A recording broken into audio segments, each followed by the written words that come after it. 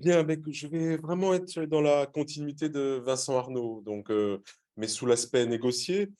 Effectivement, euh, je vais vous parler de la négociation collective sur l'égalité professionnelle.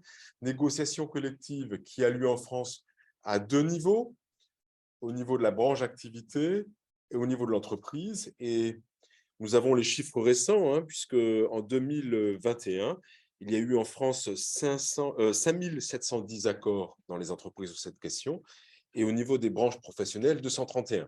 Donc, ça a été quantifié. Je vais vous parler d'apports qui résultent d'une étude qui avait été faite par l'Institut du travail de Strasbourg pour le BIT sur 10 monographies d'entreprises de l'Eurométropole de Strasbourg et qui préalablement aussi avait été faite auprès de 350 accords égalité professionnelle en 2015 en Alsace, région de l'Est de la France. À partir de là, donc, je vais vous présenter d'abord cette obligation de négocier. Il y a, dans le Code du travail, une obligation de négocier au moins tous les 4 ans sur l'égalité professionnelle et la qualité de vie et des conditions de travail. Et cette obligation doit porter notamment sur les écarts de rémunération entre les femmes et les hommes. Cette obligation, Vincent Arnaud nous l'a dit, elle existe depuis 1983. Elle a été assez profondément bouleversée par les ordonnances Macron de septembre 2017, qui a permis aux acteurs dans l'entreprise de davantage modifier la périodicité de ces réunions, de ces négociations. Est-ce qu'on va négocier tous les ans, tous les 2 ans, tous les 3 ans, tous les 4 ans? Et aussi sur le contenu, sur quoi on négocie.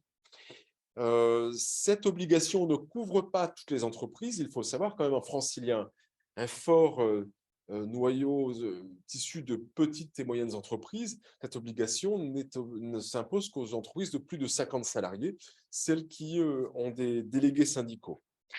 Mais à partir du moment où une entreprise est dans le champ, elle doit avoir un accord ou un plan unilatéral. C'est à défaut d'eux. Il doit y avoir soit un accord et à défaut d'accord. Quand on dit à défaut, c'est-à-dire qu'il faut que l'employeur ait engagé des négociations loyales et sérieuses et qu'on n'ait pas réussi à trouver l'accord, hein.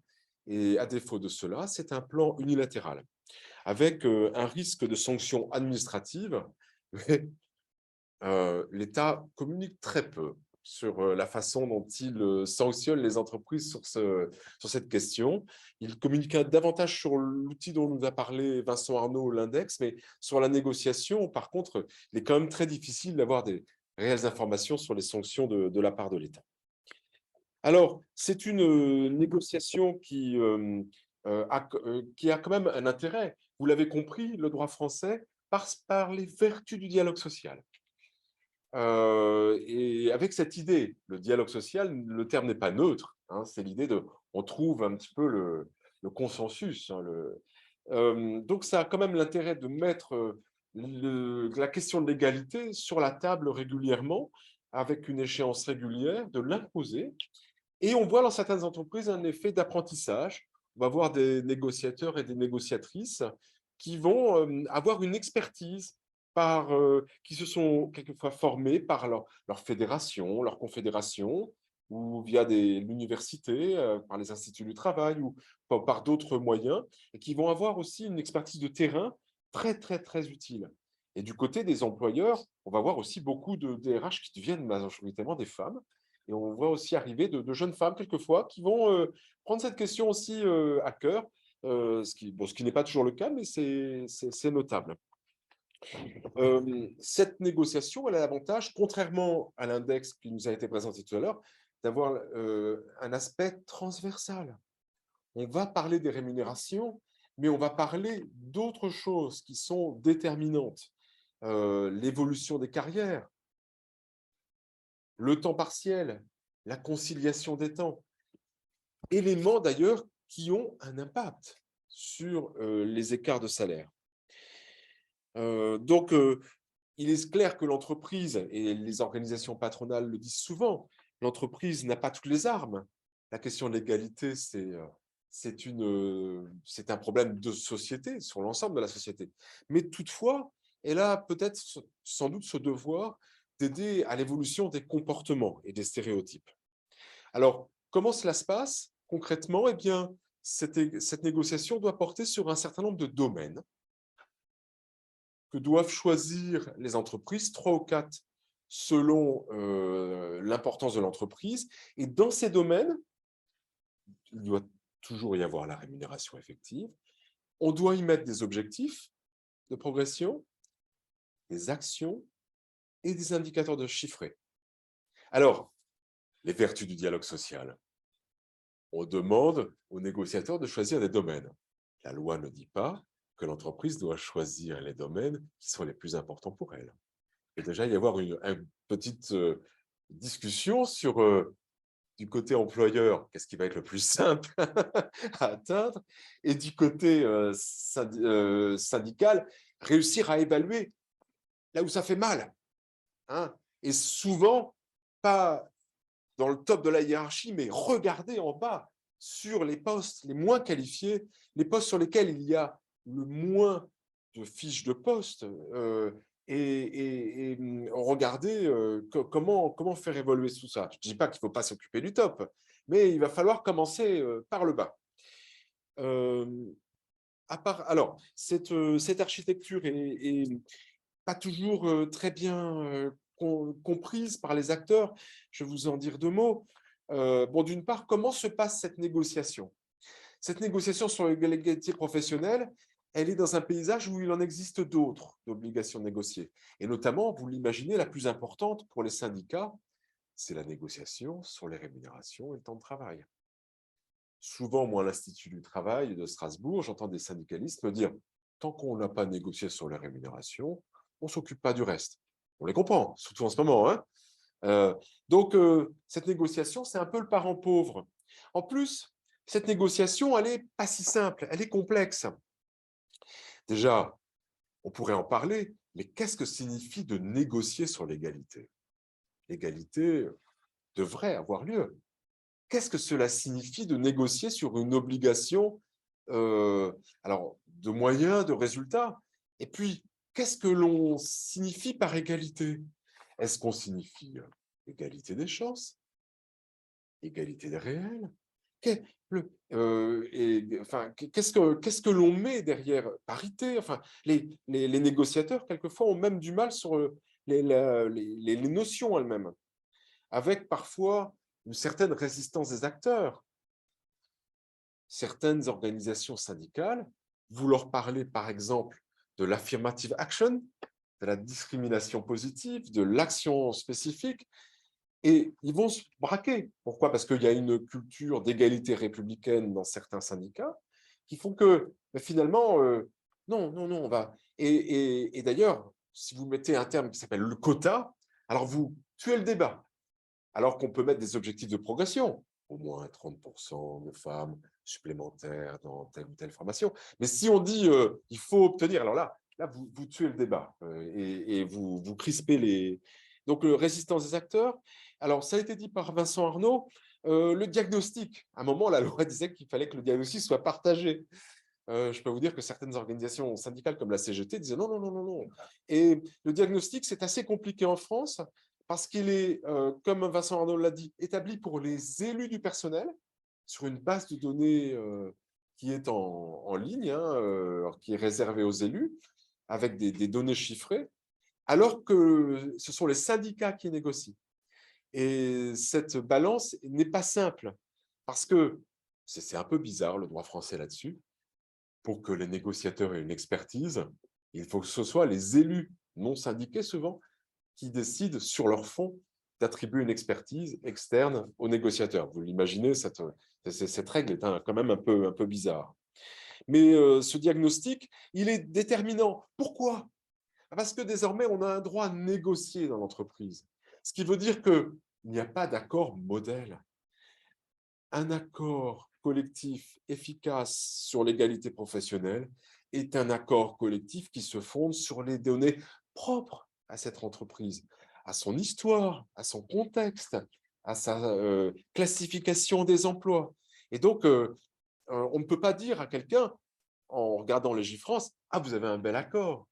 L'accord, il est peut-être bien sur le papier, mais il est peut-être ornemental sur le fond. Il est joli, mais c'est tout.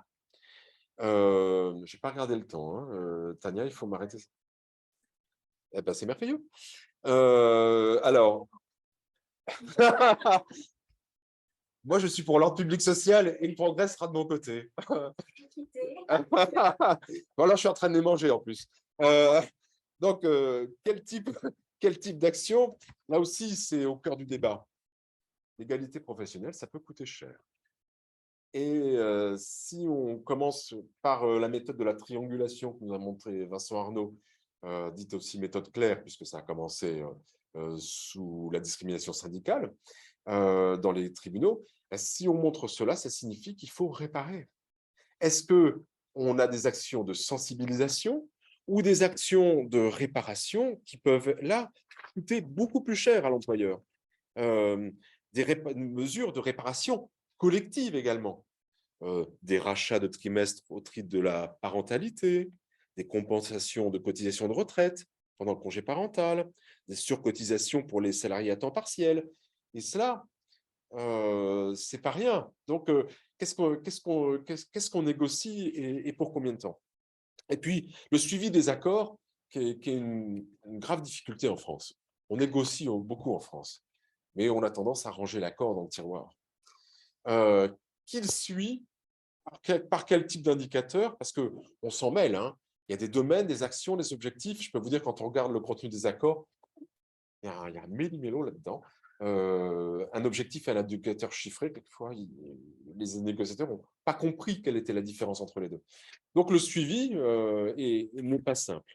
Et puis, le suivi, ce sera peut-être ma conclusion si j'ai le temps, c'est le rôle de l'État. C'est ce qu'on appelle une négociation administrée. C'est-à-dire que l'État doit contrôler tout de même l'existence de ces accords. Mais va-t-il jusqu'à en contrôler la pertinence? C'est moins simple. Pour terminer, alors ça fait un peu patchwork, là, je suis désolé, mais avant de venir, je suis allé voir les récents accords. Et ce qui est intéressant, c'est de voir qu'on est davantage désormais sur une égalité substantielle en certaines entreprises, plus sur un débat sur l'égalité des chances effectives. Ça nous a été présenté dans un autre atelier. Vous, c'est au Québec, c'est dans la loi, mais on va commencer dans les accords collectifs à parler aide aux femmes qui subissent les violences conjugales. Je pourrais vous en dire deux mots lors de la discussion. On va aussi davantage concrétiser l'articulation. Alors, désormais, grâce au droit européen, on parle d'équilibre entre la vie personnelle et la vie professionnelle. C'est quand même mieux de parler d'un équilibre que d'une conciliation, d'une articulation où l'un va prévaloir sur l'autre. L'équilibre. Et ça va être sur les proches aidants, sur la parentalité, sur la déconnexion, alors avec quelquefois des termes. J'ai vu dans l'accord SFR récent qu'on parlait des femmes évolutives. C'est un peu curieux, mais l'entreprise dit clairement, généralement dans les accords collectifs, que ça va être bon pour la performance individuelle et collective, que ça améliore la performance. Il y a toujours cette idée de « on améliore la parentalité, on améliore la vie de l'entreprise ». C'est jamais, c'est pas Mère Teresa, hein, voilà. Et on va avoir aussi, et c'était dans un précédent atelier ce matin, des questions nouvelles, émergentes, les congés menstruels, l'adaptation du temps, le télétravail, la ménopause, qui intervient dans certains accords aussi, là aussi, pour l'aménagement du temps de travail. Alors, c'est bien, mais c'est risqué parce que si c'est pour dire à ces femmes qu'il faut passer au télétravail, c'est aussi un risque d'être en dehors du lieu de l'entreprise. Donc, il y a toujours une discussion à avoir là-dessus. Et puis, les actions plus inclusives, là, je vous ai piqué un mot québécois, sur les contraintes familiales prises en compte par l'entreprise. C'est-à-dire qu'un manager, par exemple, dans l'accord collectif, il est montré qu'il doit prendre en compte les contraintes familiales sur un lieu de formation, sur une réunion, sur une évolution professionnelle, ou même quelquefois la monoparentalité, dont on sait que ce sont majoritairement des femmes. Pour conclure, eh bien, deux discussion. D'une part, est-ce que cette négociation collective doit rester centrée sur l'égalité professionnelle ou aller au-delà? Et ça, c'est un grand débat syndical. Est-ce qu'on doit l'élargir à la qualité de vie et est-ce qu'on doit l'élargir notamment à la diversité? Certains syndicats vous diront l'égalité professionnelle doit rester un point à part et ne pas être dilué avec d'autres questions tout aussi importantes. Mais les femmes ne sont pas une minorité. Et donc, la question de l'égalité doit être traitée en tant que telle avec des données chiffrées. Et puis, dernière observation, c'est le rôle de l'État là-dedans. Jusqu'où peut-il aller? Quand on dit négociation collective, il faut faire confiance aussi aux acteurs, il faut leur laisser une certaine autonomie. Et on sent bien que pour que cette négociation marche, il faut quand même que l'État soit là, dans la formation, dans la pédagogie, mais aussi dans le contrôle. Mais devrait-il aller jusqu'à dire aux acteurs, bah, votre accord, il est bien gentil, mais c'est de la soupe. Réaffirmer dans un article 1 que vous êtes contre les discriminations lors de l'embauche, c'est gentil. Mais si vous ne nous montrez pas comment vous allez faire, ça ne sert à rien. Je vous remercie.